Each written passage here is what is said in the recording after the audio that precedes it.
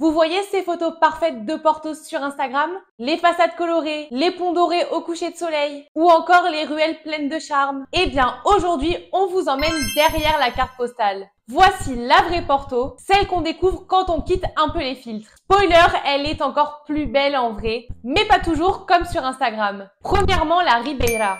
Sur Instagram, c'est le spot emblématique de Porto. Les façades colorées qui longent le Douro, les terrasses animées, la vue sur le pont Louis Ier. Mais en réalité, la Ribeira, c'est souvent plein à craquer, surtout en été. Alors, si vous voulez en profiter sans la foule, venez tôt le matin ou en soirée. Quand le soleil se couche, vous verrez la lumière est magnifique et vous trouverez un quartier beaucoup plus paisible. Deuxième chose, parlons du tramway ancien. Sur les photos, c'est vrai que c'est très mignon. Et oui, le vieux tram jaune qui traverse la ville, c'est la photo parfaite pour Instagram. Mais en vrai, c'est souvent cher, lent et bondé. Alors, si vous recherchez une vraie expérience locale, optez plutôt pour le métro ou des balades à pied. Car oui, Porto se découvre beaucoup mieux en marchant, surtout dans les ruelles du quartier de Miragaï. Parlons des caves de Vila Nova de Gaia. Touristique, mais à faire au moins une fois. Sur Insta, on voit plutôt les verres de Porto alignés face au Douro. Mais ce que les gens ne montrent pas,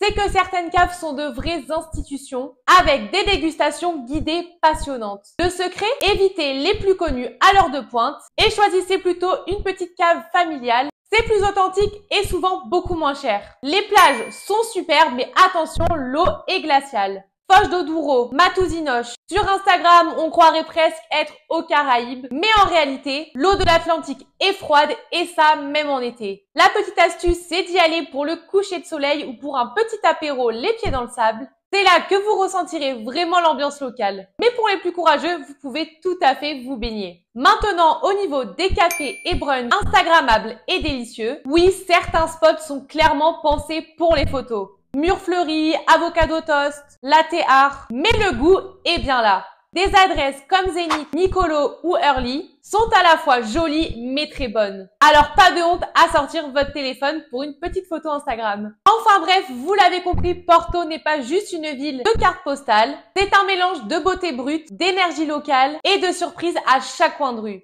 Alors venez vivre la vraie Porto et pas seulement celle d'Instagram. Et pour ça, n'oubliez pas de réserver une visite guidée avec l'un de nos guides francophones passionnés. Et pour encore plus d'astuces et de bons plans, direction notre site bonjourporto.fr où vous trouverez tous nos articles, notre guide gratuit pour visiter Porto, ainsi que toutes nos visites guidées en français. Et je vous dis à très bientôt pour de nouveaux conseils voyage.